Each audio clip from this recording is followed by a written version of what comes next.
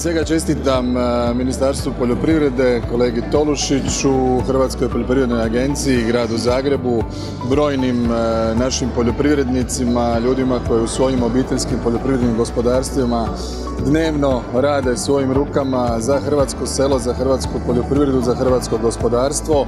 Poruka ovakvih skupova diljem Hrvatske je da od malih nogu senzibiliziramo naše najmlađe za sve ono što hrvatsko selo ima, što hrvatska zemlja ima i da ovu sjajnu kvalitetu hrvatskih proizvoda u što kraćem roku sigurno sa svih aspekata dovedemo do stola, do potrošača i svih onih koji posjećuju Hrvatsku.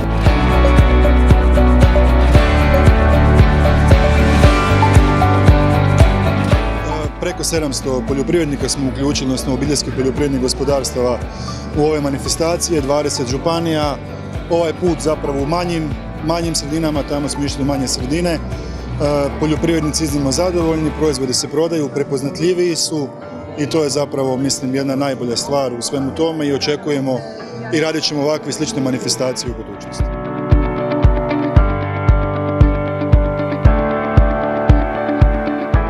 Fantastična manifestacija, naravno kako ja živim u Zagrebu, uvijek dođem kad god se izlaže nešto hrvatsko, hrvatski proizvodi, ali ovo što ste vi danas napravili je doista fantastično. Naime, vidite, ja mislim da je ovo jedna od manifestacija koliko Hrvatska može uspjeti kad hoće i kad smo složni, kad zapravo dobro pozitivno iznesemo iz sebe. Ja mislim da je ovo fantastično, uživamo, evo i uživat ćemo i sutra i Hrvatska može puno bolje i puno jače i možemo biti, ali nadam se da će ovo sve skupa doprinijeti našem zajedništvu i našem velikom uspjehu.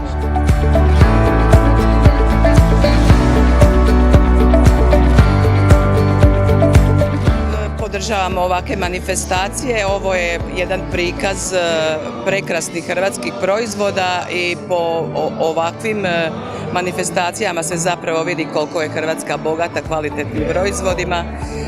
Obišli su svih 21 županiju, koliko smo danas evo tu čuli od njih. Danas ćemo vidjeti evo ovdje u Zagrebu sve što Zagrebačka sa bližom okolicom također nudi.